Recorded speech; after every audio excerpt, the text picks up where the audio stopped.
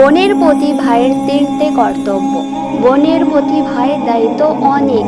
বাবা বা অন্য কোনো অভিভাবক না থাকলে ভাইকেই বোনের অভিভাবকত্ব গ্রহণ করতে হয়।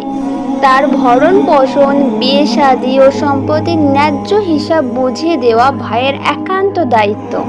বিয়ের পর বোনের পরিবারের খোঁজ খবর নেওয়া এবং তাদের সঙ্গে সুসম্পর্ক রক্ষা করাও ভাইয়ের অন্যতম কর্তব্য। কোরআন হাদিসে বিষয়টির কথা অনেক গুরুত্বের সাথে বর্ণিত হয়েছে। এক বোনের লালন পালনের প্রতি মনোযোগী ব্যক্তিকে আল্লাহ সংসারের অশেষ বরকত দেবেন। হাদিসে এসেছে, একবার জাবির রাদিয়াল্লাহুকে নবী সাল্লাল্লাহু আলাইহি সাল্লাম জিজ্ঞাসা করলেন, তুমি কুমারী নারী বিয়ে না করে তালাকপ্রাপ্তা নারী বিয়ে করেছো কেন? তিনি জবাবে দেন, আমার বাবা মা মারা গেছেন। আমার ছোট ছোট কয়েকটি বোন আছে, তাদের লালন পালন ও শিক্ষা দীক্ষার জন্যই আমি বয়স্ক নারী বিয়ে করেছি।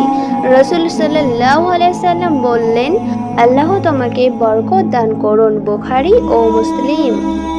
দুই বাবা অক্ষম হয়ে গেলে বা মারা গেলে বোনের দেখাশোনা করা এবং বিয়ের উপযুক্ত হলে ভালো পাত্র দেখে বিয়ে দেওয়া ভাইয়ের দায়িত্বের অংশ। মহানবী সাল্লাল্লাহু আলাইহি সাল্লাম বলেছেন, যার তিনটে মেয়ে আছে অথবা তিনজন বোন আছে কিংবা দুই বোন বা দুই মেয়ে আছে, এরপর সে তাদের শিক্ষা দীক্ষার ব্যবস্থা করে উত্তম পাত্র দেখে বিয়ে দেয় এবং তাদের সঙ্গে সর্বোত্তম ব্যবহার করে, তার জন্য জান্নাত অবধারিত। তিরমিজি। ৩ নাম্বার, বিশেষ করে আমাদের সমাজে বোনের প্রাপ্য সম্পদ বুঝিয়ে দিতে হাঙ্গামা করতে দেখা যায়। এটি ইসলাম কখনো অনুমোদন করে না।